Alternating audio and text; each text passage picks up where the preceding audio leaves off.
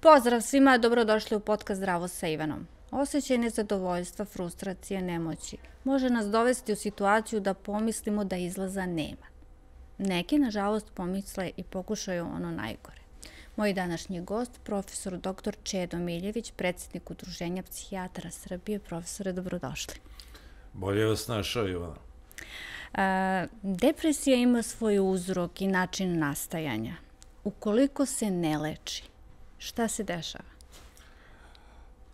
Pa da, taj odgovor može da bude kratak i dug.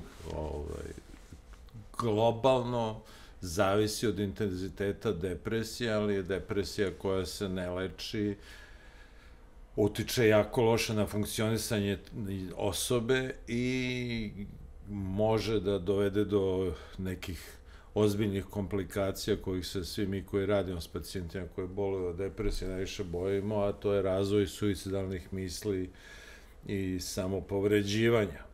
S druge strane, blaga depresivna epizoda može da spontano prođe u određenom procentu, ali ono što mislim da je važno reći to je da depresija, prva epizoda depresije, da je sama depresija zapravo rekurentna bolest, koja, što znači da se ponavlja jedna epizoda iza druge i tako u jednom vremenu, i da recimo osoba koja je imala jednu depresivnu epizodu ima 50% šanse da razvije drugu depresivnu epizodu. Tu je lečenje vrlo važno, jer lečenjem, adekvatnom dužinom lečenja zapravo se smanjuje rizik od ponovnih epizoda depresivne bolesti. Inače, nelečena depresija i depresija uopšte je jedan od glavnih uzroka invalidnosti, pogotovo u našem takozvanoj zapadnoj civilizaciji, po određenim statističkim pokazateljima, a na svim kontinentima izuzev Afrike je jedan od 3 vodeća zapravo uzroka invalidnosti i gubitka radne sposobnosti. Da li to znači, ako neko osjeća nezadovoljstvo, beznađe, povuče se u sebe, izgubi prijatelje povlačenjem, da li je taj čovek depresivan? I da li to može odvesti osobu u bolest, i to ozbiljno, a ne leči se?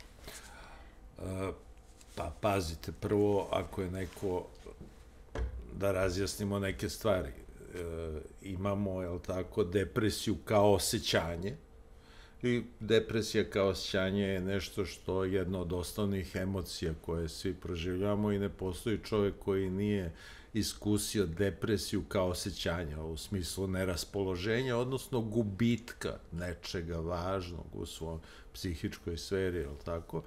I to je jedno osjećanje. To nije bolest, to nije psihijatrijski poremećaj.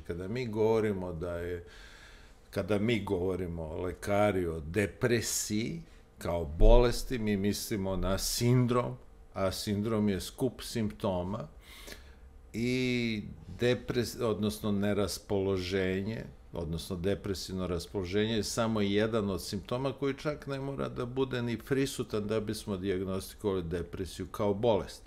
Naime, uslov je da ili osoba ima to depresivno raspoloženje, odnosno neraspoloženje, a adekvatno tome je gubitak zadovoljstva u svakodnevnim životnim situacijama, odnosno situacijama koje su do tada dovodile do zadovoljstva.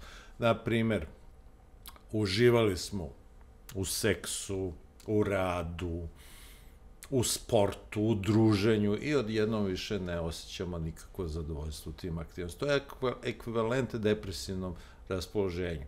To je jedan od ta dva mora da bude prisutan i onda postoje dodatni simptomi, ali tako kao što je poremećaj ishrane, poremećaj spavanja, osjećaj krivice, razni somatske tegobe koje zapravo moraju da se ispuni određeni broj tih simptoma da bismo govorili o razvoju sindroma depresije, odnosno depresiji kao bolesti. Kako prepoznati nekog ko je u problemu, a on to ne vidi?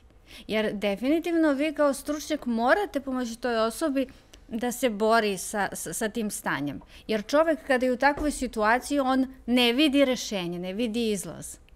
ako se slažete. Pa sad zavisi, mislim, ne bih tako generalizovao zato što postoje blage depresije, depresije umerenog intenziteta i teške depresije, pa čak i depresije sa simptomima psihoze, znači sa gubitkom kontakta sa realnošću, tako da sve zavisi koji je intenzitet i koji je oblik, jel tako, depresije. Koliko je njegov uvid zavisi zapravo od toga. Obično za te blage depresije osobe to ne prepoznaju, ali već sa umerenom depresijom i pogotovo teškom depresijom osobe su svesne da se nešto sa njima dešava. Međutim, vi ste potpuno u pravu, značaj okoline, u prvom redu porodice, je neprocenjiv. Posebno ako imamo u vidu da se depresija, jel tako, javlja u svim starosnim uzrastima, a da je recimo ta neka suicidalnost posebno izražena kod mladih i kod starih osoba, koje imaju poprilično različitu prezentaciju, jel tako?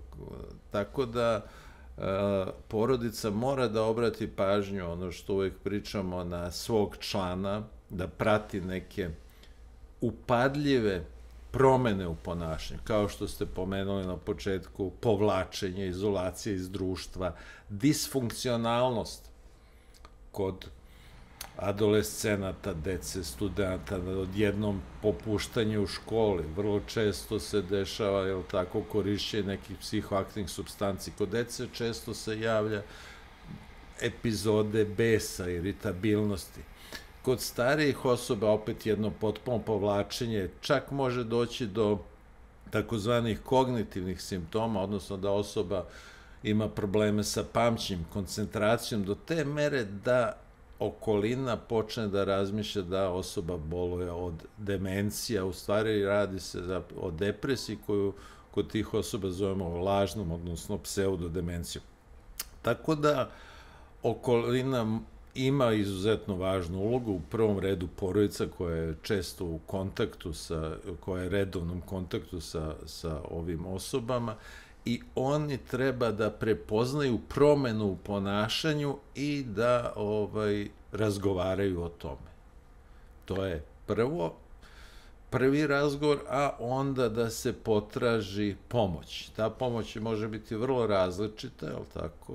To ne mora da bude psihijatar, može da bude psihoterapeut, može da bude psiholog, i da se onda proceni stanje same osobe i za koju vrstu tretmana je ona pogodna. Kad ovo kažem, mislim na to da se obično smatra da poseta psihijatru rezultuje u neminovnom propisivanju lekova. Ljudi se iz raznih razloga plaše da će dobiti lekove, da će biti zavisni od tih lekova i tome slično, ali ovdje ću samo da kažem da farmakoterapija nije jedina vrsta tretmana koju mi prepisujemo i kojima lečimo osobe koje boluju od depresije. Psihoterapija je apsolutno validna vrsta tretmana, odnosno terapija razgovorom, a psihoterapija postoji jako puno različitih oblika, tako da kažemo, kad neko ide na psihoterapiju, to je kao da kažete da primam antibiotika. Antibiotika ima ogroman broj, psihoterapija ima negdje preko 300 vrsta, tako da je to vrlo, vrlo različito.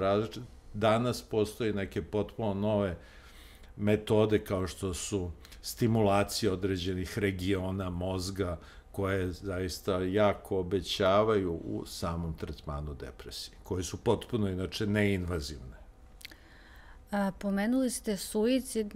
Nažalost, kada neko dođe na tu ideju da počini suicid, on to čini da bi pobegao od nekog bola koji je više neizdrživ. Šta se tada dešava u glavi te osobe? Da li psihički zdrava osoba može da izvrši samoubistvo? Pa, pitanje je vrlo kompleksno i zaista zadire o neke konceptualizacije samog suicida i suicidalnosti, jel tako? Neke su procene da negde oko 90% osoba koje su se odlučile na ovaj tragičan korak imaju određenu vrstu psihičkog poremećaja, što bi govorilo da nekih 10% osoba apsolutno nema nikakav psihički poremećaj.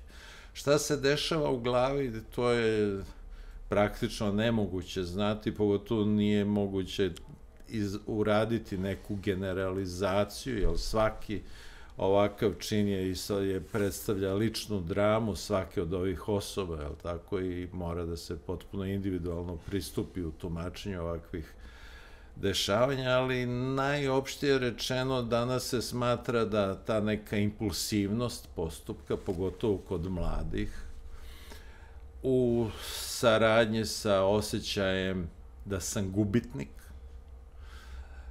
da nema mi pomoći, osjećaj bespomoćnosti i beznadežnosti čini taj neki tri osjećanja koja nas snažno gura ka zapravo razvoju suicidalne ideacije takvog ponašanja.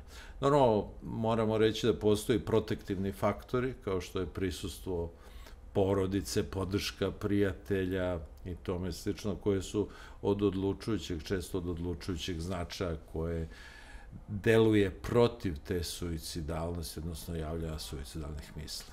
Da, to sam htjela da kažem, da koliko je važno da tu ne postoji neka osoba kojoj će neko ispričati taj problem koji ima. Nekako mi se čini da smo se mi otuđili jedni od drugih. Sada, da li je to kao posledica COVID-a kada smo imali epidemiju pa smo se sad nekako malo i promenili, možda, a možda i ne, ali svakako mi se čini da kao da odjednom svako gleda sebe. Pitanje je zaista vrlo kompleksno. Prvo, mi živimo, bar ova zapadna civilizacija predstavlja zaista jednu narcističku kulturu, usmerenu na sebe, na svoje lične osjećanja, doživljaja, interese, gde se empatija, a empatija znači sposobnost da uđemo u cipele druge osobe, da se potrudimo da osetimo tu drugu osobu, kako se ona osjeća, jel tako, poprilično se zanemaruje. I sad kada to pričam, uvek se setim jednog, pa možda poludokumentarnog filma koji već nije ni prilično svež, mislim da se zove Švedske lekcije ljubavi ili tako nešto, gde se govori o situaciji tadašnjoj u Švedskoj, kako je sve počelo sa nekom borbom za ravnopravnost polova, za afirmaciju žena, završilo se u jednom potpunom maksimalnom otuđenju i potpuno usamljeničkom načinu života sa svim posledicama koje to nosi. Ovo što ste rekli, jel tako, i veza sa COVID-om jeste jedan bio drastičan primer tog nekog otuđenja i kao što znamo, tada je posebno za naše starije sugrađane javio se taj problem usamljenosti. Ovde ćemo samo podsjetiti da usamljenost je izuzetno veliki problem u razvijenim društvima. Osobe koje se osjećaju usamljene vrlo su bliske razvoju depresivnosti, razvoju suicidalnosti, korišćenje različitih psihoaktivnih supstanci. I to je sve, recimo, bio razlog zašto je ona britanska premijerka Theresa May formirala u svojoj vladi ministarstvo za usamljenost. Oni su se time ozbiljno bavili. Tako da, međutim, mi lično, mislim da naš narod je ipak malo drugačiji, mi se više povezujemo, mi smo još uvek, kako se to kaže, patrijarhalno ustrojeni, držimo se svoje porodice, svojih prijatelja, to jako cenimo, imamo taj neki mediteranski, rekao bih, duh i to je dobro, to nam pomaže da savladamo neke teškoće u životu, jer tako uvek je lakše proći kroz teške periode u životu kada imamo nekog pored nas. Ako smo usamljeni, to je uvek teško. Na kraju, ovo što ste vi govorili, to je recimo uloga tih SOS telefona, da postoji neko kome se u tom odsutnom trenutku možemo obratiti, da podelimo šta nam je u glavi, da potražimo neki savjet, eto bar nešto da kažemo. I to je zaista taj jedan razgovor preko telefona, kontakt sa stručnom osobom zaista može u toj jednoj dramatičnoj situaciji da nas preokrene u pozitivnom smislu, odnosno da odustanemo od tog čina i shvatimo da nismo sami, da nismo bespomoćni, da ima nade da se može izaći iz tog kruga koji nam se čini da apsolutno je da nema pomoći. Kažem, postoje neke analize da 90% osoba koje učine suicid imaju određenu vrstu psihijatrijskih poremećaja i kažem, ta neka impulsivnost zaista kod mladih ljudi, impulsivnost tog čina zaista je prisutna. U jednom trenutku se nešto prelomi i uradi. To jeste situacija za mlade ljude, pogotovo ako je taj nesrećni, kako bismo rekli, komorbiditet, odnosno korišćenje psihoaktivnih supstanci. To je jedna vrlo opasna kombinacija, depresija, neraspoloženje, korišćenje psihoaktivnih supstanci, čak i alkohola, što kod nas, je tako, kulturološki se alkohol jako propagira, ali to je jedna kombinacija koja je vrlo opasna u smislu razvoja suicidalnosti. Međutim, kod starijih osoba situacije stoje pomalo drugačije, poprilično drugačije. Starije osobe koje se osjećaju usamljeno, napušteno, koje obično imaju neke hronične somatske ili somatoneurološke bolesti, vrlo pažljivo, detaljno planiraju taj čin. Tu neke naročite impulsivnosti nema, to je već planirano i oni odabiraju takve metode koje su u principu letalniji, sigurniji da to realizuju, što je poseban problem. Tako da, kažem, treba obratiti pažnju na nekoliko stvari u zavisnosti od toga ko je osoba s kojom živimo, da li živimo sa našim starim roditeljima, koji žive od nas i koji su, na primjer, sami, skoro postali udovci, na primjer, ili udovice, to je vrlo rizična situacija, tada se taj osjećaj usamljenosti i završetka života posebno potencira, ili se radi o jednom adolescentu koji je impulsivan, koji povremeno koristi neke psihoaktivne supstance, dolazi u sukob sa raznim osobama i onda ima tu jednu sklonost ka impulsivnosti i to je onda drugačije ispoljavanje. Iz prakse ima nebrojano primjera kad kažu ma on samo privlači pažnju, onaj ko to želi da učini, on o tome neće pričati. S druge strane, jedna moja rođaka za ćerku koja je tad imala, ne znam, 14 godina, ja ću se ubiti, ona kaže, ima neće, ona samo pravi dramu. Mislim, Bogu hvala, tako je bilo. Ali da li ima istinu u tome da stvarno ti ljudi koji žele da počne to da će ćutati o tome i postoji li neki signal da će neko učiniti, da opet ipak prepoznamo da ono što ste rekli, da pratimo i roditelje i prijatelje ako postoji neki problem? Ja kao lekar ne mogu da to podržim, tako jedno shvatanje, to je samo skretanje pažnje, to je nebitno, jer jednostavno čak i da uzmemo da neko samo skreće pažnju, način na koji skreće pažnju je drastičan i ne znači da neće uspeti da realizuje suicid. Šta hoću da kažem? Neko može da kaže da ta osoba je popila je tablete, ništa, to je skretanje pažnje. Niko ne zna da li će količina tableta i vrsta tableta koje su popijene rezultovati, na primjer, suicidom.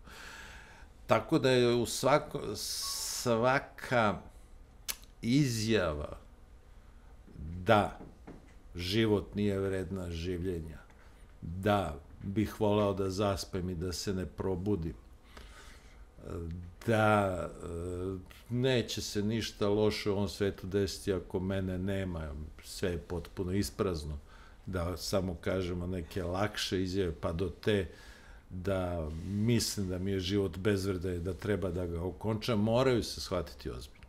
I osoba se mora posmatrati u ozbiljnom riziku za suicid i mora se pristupiti tretmanu. Znači, mora se ostvariti kontakt sa stručnim licom. To stručno lice, psihijatar, u prvom redu psihijatar, ali i psiholog, su oni koji će proceniti rizik od suicida. Taj rizik može biti veliki, može biti mali, ali i normalno u zavisnosti od toga će se pristupiti tretmanu, jel tako, svaki iole značajan rizik od suicida je indikovano svuda u svetu da se takvi pacijenti hospitalizuju i da se ozbiljno tretiraju. Tako da to laičko shvatanje, samo privlači, mislim da je to vrlo opasno i nema medicinske podloge i mislim da je to nešto što zaista treba raditi na toj nekoj edukaciji, da ljudi to potpuno drugačije shvate. Evo, ispričat ću vam jednu anegdotu, ako možemo tako da kažem, bolje rečeno vinjetu, sad je taj izraz u modi. Sin jedne moje prijateljice je bio na onoj, kako se zove, programu odlaska u srednju školu u Sjedinjenim Državama. Tamo je stanovao u jednoj porodici, kako već to ide, bavio se određenim sportom. On je, jel tako, dete koje je ovde odraslo u jednoj potpuno adekvatnoj, normalnoj porodici, okružen ljubavlju, pažnjom i majke i oca, koji su bili prilično imućni, i on je otišao za Ameriku sa idejom da nastavi dalje na koledžu. U jednoj situaciji on je izgubio svest i na treningu odmah su se svi okupili. On je, kad su ga pitali šta se desilo, on je rekao da je to zapravo zato što mu ovi ukućani ne daju da jede. To je odmah bilo, mislim, takva je procedura, alarm, oni su uključili socijalnog radnika, policiju, odmah su došli, otišli sa njim u tu porodicu, što normalno nije bilo uopšte istina. Istina je bila da je on, kao i većina naše dece, navikla da mama prinese sve, da sama, da ovde on morao da podgreje sebi, da izvedi iz frižidera, jer njegov raspored aktivnosti nije bio podudaran sa rasporedom ove porodice. Oni su jeli određeno vreme, on je tada bio ili na treningu ili u školi i tako dalje i tako dalje. Kad je on video kakva je neprijatnost ovim ljudima s kojima je bio jako zadovoljan, koji su ga jako lepo primili i vodili računa o njemu, napravio, on im počeo da objašnjava da se šalio, da to nije tako istina, međutim to već nije, uopšte više niko to nije prihvatao, jer je ta izjava bila odmah cenjena potpuno drugačije. Kad je shvatio kako je neprijatnost napravio, onda je on rekao upravo to: ubiću se šta sam napravio. Kad je to rekao, socijalni radnik, policija su ga odmah odveli na psihijatrijsku kliniku. Nije vredelo to što je on govorio, to je meni uzrečica, to je kod nas ovako. Dobar dan. To apsolutno tamo se ne prihvata, da je to može tek tako da se kaže i da to može da se kaže bez ikakvih posledica, i on je, dečko, završio na observaciji na psihijatrijskoj klinici. Eto, to je kako se negde takve izjave vrednuju. Znači, uopšte nema, oni koji su čuli neće da razmišljaju i da sad govore, pa to je šala, to je uzrečica, to je privlačenje pažnje, nego da ga odvedemo, pa ima ko će proceniti da li je to istina, nije, ili koliki je rizik ili to. To je kod nas malo drugačije, normalno, ali hoću zapravo da kažem ovom vinjetom da ne treba zaista olako shvatati ni jednu takvu izjavu i ne treba da reći takvu stvar, pa to je privlačenje pažnje, to je ništa, to je samo način da, ne znam, bude u fokusu nas, da je tako da je. Treba ipak to gledati bitno drugačije. A šta pokazuje praksa? Zašto su ljudi najčešće depresivni? Pa to je sad vrlo kompleksno pitanje kako dolazi do razvoja depresije, ali opet ću se vratiti na ovo što ste rekli, da psihički zdravi ljudi ne mogu da počne suicid, znači opet se vraćam na te studije koje i globalne podatke koje govore da negde 10% osoba koje su realizovali suicid apsolutno nemaju nikakav psihijatrijski poremećaj. Tako da to, kažemo, opet nije istina, a šta uzrokuje depresiju, to je potpuno otvoreno pitanje. Svaki psihijatrijski poremećaj se tumači, ili tako, kroz međuigru nekih bioloških faktora, od genetike, poremećaja određenih neurotransmitera, aktivacije određenih regiona mozga, kroz neke psihološke teorije, ali tako, od Freudovih teorija do današnjih, pa socijalnih teorija, pa čak, recimo, sad imamo već i evolucione teorije, ne sad, nego već neko duže vreme, koje se trude da nam objasne zašto određeni psihijatrijski poremećaji postoje kroz vekove i vekove, recimo depresija je jedan od psihijatrijskih poremećaja koja je najranije opisana, je li tako, u ljudskoj civilizaciji, zašto opstaje kroz sve ove vekove i zašto ne nestane, na primjer, sama od sebe. I tako da sve zavisi kojoj nekoj školi pripadate.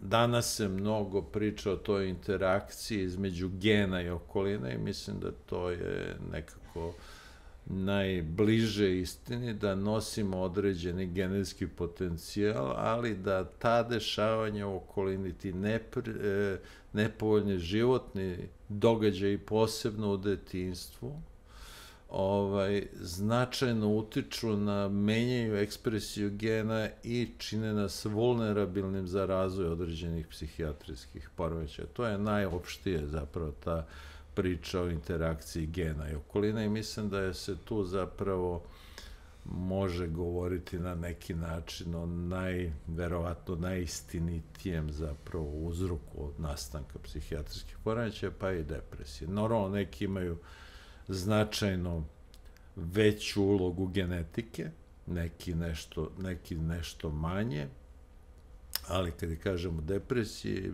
reč ta međuigra između nasleđa i zaista tih životnih događaja, posebno tih nepovoljnih životnih događaja u detinjstvu je vrlo, vrlo značajno. Kad ste to pomenuli, detinjstvo i da se negde, kako smo opet učili, da se negde do, ne znam, 6. 7. godine formira ličnost deteta.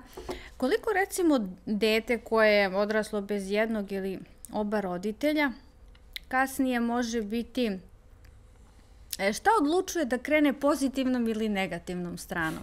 Može biti onako super snalažljivo i uspeti u životu, a s druge strane može krenuti stramputicom. Šta tu odlučuje, kakav će čovjek biti? Pa, pitate me neka pitanja na koje, jel tako, savremena nauka nema egzaktan odgovor, plus moram da napomenem da ja nisam dečiji psihijatar, ali ću vam reći opet jednu vinjetu.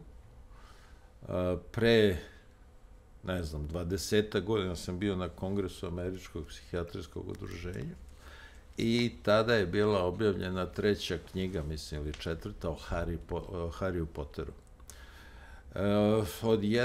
U programu sam vidio da ima sesija zapravo šta možemo očekivati od Harrya Pottera u budućnosti. Meni je to bilo potpuno neverovatno i krajnje interesantno da se u psihijatrijskom kongresu govori o Harryu Potteru. Stvarno me interesovalo o čemu će oni govoriti. Otišao sam, slušao sam, sesija je trajala sat vremena se govorilo o rezilijentnosti. Znači, rezilijentnost je ta koja odlučuje da li ćemo se, u kom pravcu ćemo se prelomiti uprkos teškim, nepovoljnim životnim okolnostima ili nasleđu koje imam. Čovjek ima i rezilijentnost i recimo njihov zaključak je bio odabir idola, prijatelja, koji su svi zdrave psihološke ličnosti, koji su svi zapravo uklopljeni u socijalni milje, nisu antisocijalni, a nisu ni asocijalni. Govori da od Harry Pottera možemo da očekujemo da će se razviti u zdravog i socijalizovanog dečaka, iako je on imao tešku životnu priču, roditelji su tako poginuli kad je bio beba, odgajan je kod svoje teče i tetke, gde je praktično bio, ako ne zlostavljan, a ono zanemariva. Znači, vrlo nepovoljne... Ispod stepeništa spavao je to. Jeste, vrlo nepovoljni, jel tako, životno okruženje u ranom detinjstvu, kada smo svi najosetljiviji, ali ta rezilijentnost koju je on imao i zapravo odabir kasnije, kada je došao u situaciju da može da odabere neke prijatelje, drugo je zapravo ključno. Tako da je čovjek se rađa sa rezilijentnostom, sad neko ima više, neko ima manje. To je rezilijentnost, bi bila neka otpornost na stres i to je ono ključno kada govorimo o tome. Eto, ja bih tako nešto rekao. Mnogi se plaše da uđu nekako, da zađu ispod površine, da vide šta se krije u dubini svoje ličnosti. Verovatno da negde u nekom trenutku, kad se dese neke nepovoljne okolnosti, čovjek eksplodira. Zašto biste vi rekli nekome da odite kod psihijatra, kvalitet života će vam biti bolji? Jer ljudi toga nisu svesni. Ljudi toga prosto nisu svesni, jer danas je, ko što smo i sami konstatovali, da ako neko kaže idem kod psihijatra, on se smatra, ne znam, čudakom ili, ajde, ne upotrebimo neku drugu reč, a to uopšte nije tako, što i sami znate. Da, pa ja bih možda to malo proširio, ja bih rekao kada bih ja savjetovao nekom da ode kod psihoterapeuta, na terapiju, jer kod psihijatra to zahteva ipak da postoji neki psihički problem ili poremećaj, neka tegoba. A odlazak na psihoterapiju je ipak širi koncept od toga i zapravo bi moj savjet bio, ukoliko ima određenih problema u komunikaciji sa drugim ljudima, u, ne znam, odnosu sa, na primjer, svojim roditeljima, vršnjacima, partnerom, partnerkom, neefikasnošću, neadekvatnim ponašanjem, određenim stresnim situacijama ili da neadekvatno, da je njegova funkcionalnost bitno narušena pod stresom, ja bih mu savjetovao sve to, da su to sve razlozi da se krene na psihoterapiju. Tako da, kažem, kod psihijatra to su već da ima određene tegobe. Ne da ima poremeće, ali da ima... Da, recimo, eto to. To je dobar razlog da se ode kod psihijatra, da imam nesanicu. Moram sad da kažem da nesanica nije uopšte tako naivan problem. Postoje, vi znate da postoje ljudi sa različitim cirkadijalnim ritmovima, postoje ljudi koji bolje funkcionišu uveče, ljudi koji funkcionišu bolje preko dana. Ne govorimo o njima, nego... Jeste, ali nesanica je zaista ozbiljan problem i preko dana nakon nesanice ljudi koji se uglavnom očekivano osjećaju malaksalo, sposobnost koncentracije im je slabija, pamćenje im je slabije, što utiče na njihovu funkcionalnost.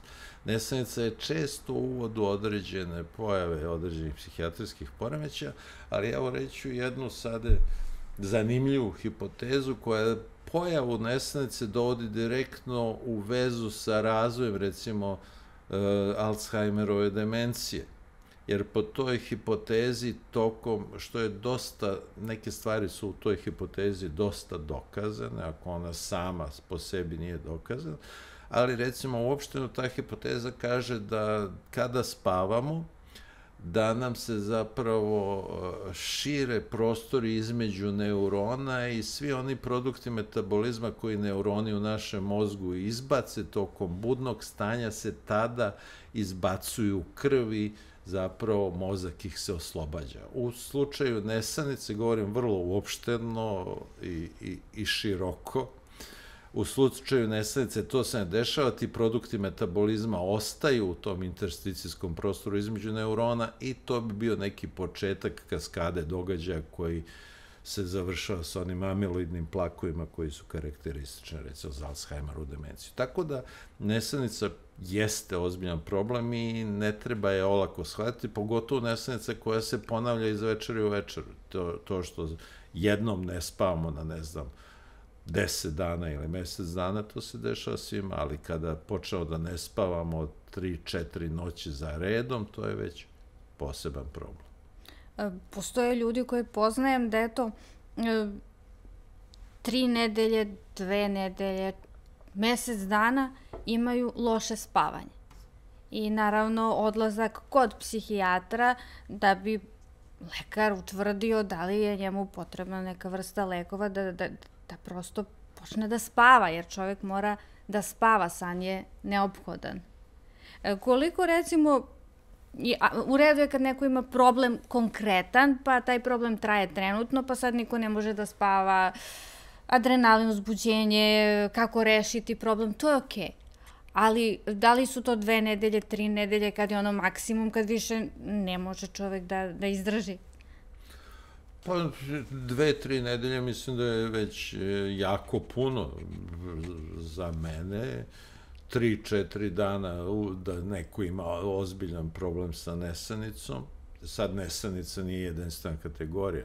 Postoje problemi sa usnivanjem. Znači, ne možemo da zaspemo, ne možemo da i to traje satima, postoje problemi sa prospivanjem, znači lako zaspemo, ali sanjamo nemirno, lako se budimo, često se budimo, imamo taj iscepkan san i opet se budimo umorni, nenaspavani. I postoji problem da lako zaspemo, ne budimo se, ali se probudimo u neko zlo doba, ne znam, posle 3-4 sata i ne možemo ponovo da zaspemo. Tako da nesanica ima različite oblike, uzroci mogu da budu vrlo različite od ovoga koje ste vi govorili, stresa, što smo svi iskusili, pa do nekih, jel tako, ozbiljnih problema, neuroloških i tome slično. I u tome i jeste suština, znači zato se odlazi kod psihijatra, mi nemamo nekih, ili bolje rečeno, vrlo su retki stručnjaci kod nas koji se bave samo nesanicom, koji treba da urade dijagnostiku, da vide o čemu se radi, koji je oblik, koji je uzrok nesanice i da onda preporuče, jel tako, određenu vrstu terapije. Tako da nije to jedan jedini uzrok, jedan jedini pojavni oblik i samo jedna terapija. Vrlo je kompleksno pitanje. Kada govorimo o nasilju, kaže se fizičko nasilje, a mnogi zaboravljaju da je psihičko nasilje, bilo da je to u porodici, na poslu, u društvu, generalno vrlo opasno. Pa koliko je to zapravo pogubno za jednu mladu osobu da bude izložena bilo kakvoj vrsti psihičkog nasilja? To je pogubno za sve osobe, bez obzira na uzrast, je li tako? Normalno da što je osoba mlađa i odrasta u nepovoljnim okolinskim uslovima, na primjer, da je zlostavljana u detinjstvu, da ima, što vi kažete, psihološko, ne mora da bude fizičko nasilje, dovoljno je psihološko nasilje, to ima značajno teže posledice po tu osobu i čini je zapravo vulnerabilnom, odnosno sklonom za razvoj, pa mogli bi možda da kažemo ceo spektar psihijatrijskih poremećaja, od depresije pa do nekih ozbiljnih i teških, bolje rečeno jako teških psihijatrijskih poremećaja, kao što je, na primjer, schizofrenija. Tako da, zaista ta negativna iskustva u detinjstvu, iskustvo nasilja, bilo psihološkog ili, ne daj Bože, fizičkog ili seksualnog, zaista deluje na osobu jako, jako loše u smislu njenog psihičkog razvoja, odnosno, bolje rečeno, čini je strašno vulnerabilnom za razvoj određenih psihijatrijskih poremećaja. A kako prepoznati osobu koja trpi neku vrstu psihičke torture? Mnogi ljudi ćute. To normalno zavisi od uzrasta. Deca mogu da reaguju epizodama besa, čitavim spektrom ponašanja, od epizoda besa, prestanka uzimanja hrane, regresije u ponašanju, potpune izolacije, gubitka zadovoljstva, prekidanja igre i tome slično. Adolescenti isto tako, čitavim spektrom zapravo oblika ponašanja uz, recimo, konzumacije različitih psihoaktivnih supstanci, popuštanja u školi i tome slično. Odrasli najčešće reaguju razvojem depresije nakon te akutne stresne reakcije koja na početku se viđa. Ako je to nasilje, ono je obično bude ponavljano, nažalost, onda se razvija i jedna depresivna faza, odnosno razvoj depresivne epizode, i to su sve, znači, oblici koje možemo da vidimo. Tako da opet dolazimo do one priče da se obrati pažnja na osobu sa kojom živimo i da zapravo pratimo te promene u njenom dotadašnjem ponašanju, da ispitamo šta je uzrok tome, zašto, recimo, neko dete koje je do tad bilo dobro, fino učilo, bilo fino socijalizovano, odjednom je sada potpuno pasivno, zatvoreno, ne izlazi nigde, popušta u školi ili pak postaje sklono ispadima besa, ljutnje, agresije, ili regredira u svom, razvoju, počinje da ima probleme sa kontrolom sfiktera i to je sve. Znači, vrlo su različiti simptomi, ali ta promena ponašanja i promena zapravo koja se može videti kod zapravo osobe s kojim delimo životni prostor je ključna. A šta radite sa nekom osobom koja ne može da kontroliše bes? Kako se to rešava? Medikamentno, nekim razgovorom? To je sada bes, ispoljavanje besa je opet širok, to je jedan od simptoma, jel tako? To je jedna reakcija. Treba videti o čemu se zapravo tu radi, koje su to situacije. To je vrlo globalna priča, imam problem sa kontrolom besa. Šta to znači? Koje su to situacije?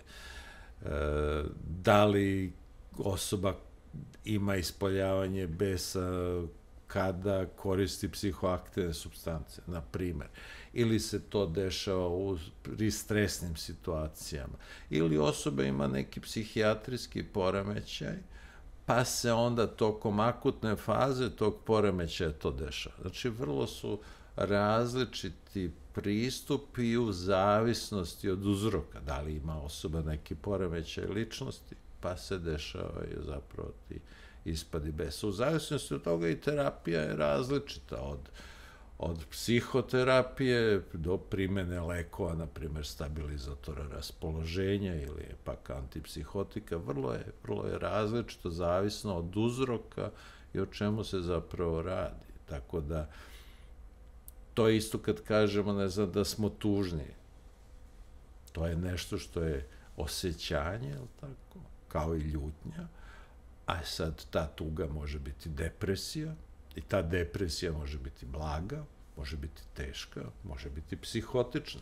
Ta depresija može biti uzrokovana somatskim problemima, neurološkim, može biti posljedica uzimanja nekih lekova, a može biti stvarno psihijatrijski poremećaj. Tako da je odgovor na to, na tretman, vrlo, vrlo različit u zavisnosti od uzroka. Da li smo mi više istresirani ili smo otporniji? Jer moja generacija, recimo, pamti rat 90-ih, pa pamti bombardovanje, pa inflaciju prethodno, pa onda kasnije došao i COVID.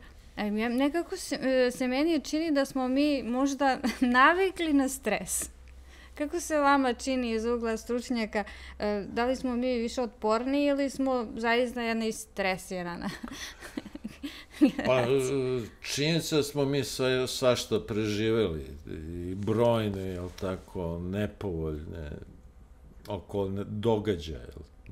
Vi ste pomenuli one najkritičnije koje su se dešavale, nažalost, na našim prostorima. Ratovi, izbeglištvo, finansijska kriza, jel tako. To su sve značajni događaji u vrlo kratkom periodu koje su nas zahvatili.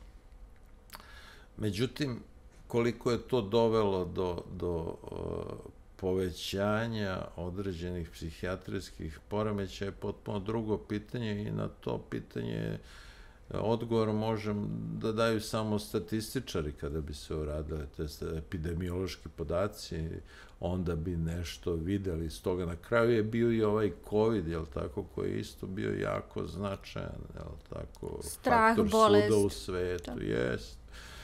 Strah, bolest, povlačenje, izolacija, onda i praktično ono što je takođe značajno, o čemu se malo govori, to je da tokom COVID-a svuda u svetu praktično je došlo do skoka zloupotrebe različitih psihoaktivnih supstancija, od alkohola do droga. To normalno ima negativne efekte na svakog od nas. Tako da li smo rezilijentni, otporni, ili mi smo u svakom slučaju preživjeli različite stresove, a odgovor na to pitanje, opet kažem, daje epidemiologija koju mi nemamo, epidemiološke studije koje bi pokazale da li, ne znam, osobe koje su rođene 70-ih ili, ne znam, 80-ih godina danas imaju manji ili veći ili podjednaki broj psihijatrijskih poremećaja kao i osobe rođene, na primjer, 50-ih ili 2000-ih.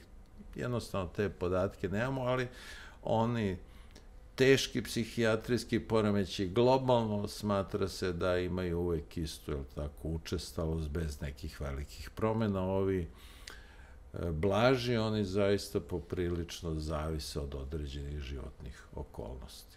Recimo, moji prijatelji koji žive u Americi, tamo su rođeni, iako su našeg porekla, ali nisu živjeli ovde, oni su, recimo, kad je bio COVID i kad je sve to, kad je nastao taj, oni su bili, kako ćemo ovo je strašno, a mi smo nekako ovde bili neopušteni, ali nekako smo drugačiji, kao da smo već naviknuti na neku situaciju koja se to dešava i eto i to ćemo preživeti. Ne znam, ja to tako... To je, mislim,